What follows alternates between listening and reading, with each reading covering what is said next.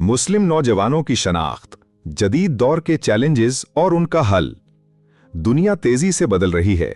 Science और technology की तरक्की ने माशरती ढांचों को बदल दिया है, सकाफती अक़दार में नई जहतें पैदा कर दी हैं और फ़र्द की सोच पर गहरे असरात डाले हैं। ऐसे माहौल में मुस्लिम नौजवानों के सामने एक सबसे बड़ा सवाल ये है कि मैं अपनी इस्लामी शनाख्त को किस तरह महफूज रखूं, जबकि मैं जदीद दुनिया के तकाज़ों के साथ भी चलूं। यही वो सवाल है जो दुनिया भर के मुसलमान नौजवानों के जहनों में गर्दिश करता है।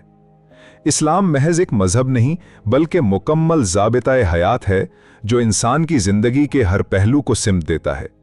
मगर जब नौजवान तालीम, करियर, सोशल मीडिया, दोस्तों, तफरीह और आज़ादी जैसे जदीद तकाज़ों से वास्ता रखते हैं, तो अक्सर वो ये महसूस करते हैं कि गोया उनकी शनाख्त दो मुख्तलिफ सिमतों में खींची जा रही है।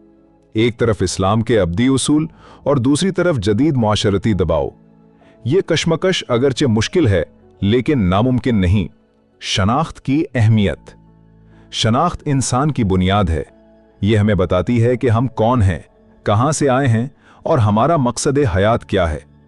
एक मजबूत इस्लामी शनाख्त नौजवान को न सिर्फ अंदरूनी सुकून अता करती है, बल्कि उसे दुनियावी मसाइल और जहनी दबाव का मुकाबला करने के काबिल भी बनाती है। कुरान हमें याद दिलाता है कि सिबगतल्लाहि वमन अहसनु मिनल्लाहि सिबगतन, यानी अल्लाह का रंग इख्तियार करो और इससे बेहतर रंग और किसका हो सकता है। ये आयत इस हकीकत को वाज़े करती है कि असल शनाख्त इस्लाम से वाबस्ता है। जदीद माशरे में नौजवान अगर अपनी जड़ों से कट जाएं, तो वो जहनी इंतशार, मायूसी और बेमकसदियत का शिकार हो सकते हैं। जदीद दौर के चैलेंजेस: एक, मगरिबी सकाफत का दबाव। मजबूत इस्लामी शनाख्त कायम रखने की हिकमत अमली: एक, कुरान और सुन्नत से जुड़ाव।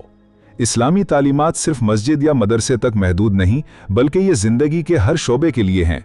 नौजवान अगर रोज़ाना कुरान का मुताला करें और सुन्नत रसूल सल्लल्लाहु अलैहि वसल्लम को अपनी ज़िंदगी में नाफिज करें, तो उनका ईमान ताज़ा रहेगा और वो जदीद माशरती दबाव में भी साबित कदम रहेंगे।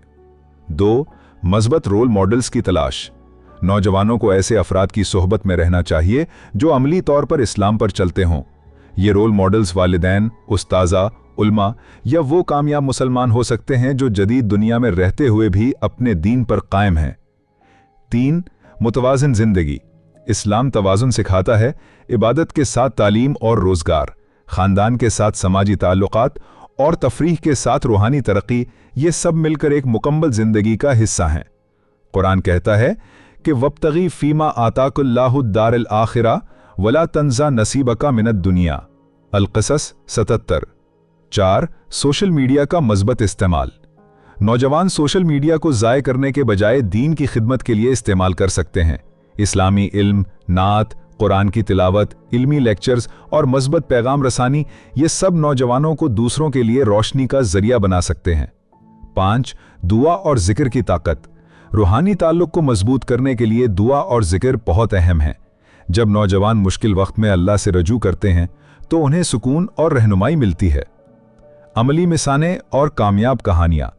दुनिया के कई मुस्लिम नौजवान आज भी अपनी इस्लामी शनाख्त को बरकरार रखते हुए कामयाब हैं। मिसाल के तौर पर ऐसे डॉक्टर, इंजीनियर, खिलाड़ी और सोशल एक्टिविस्ट जो इस्लामी अक़दार पर कायम हैं और दूसरों के लिए भी मशले राह हैं।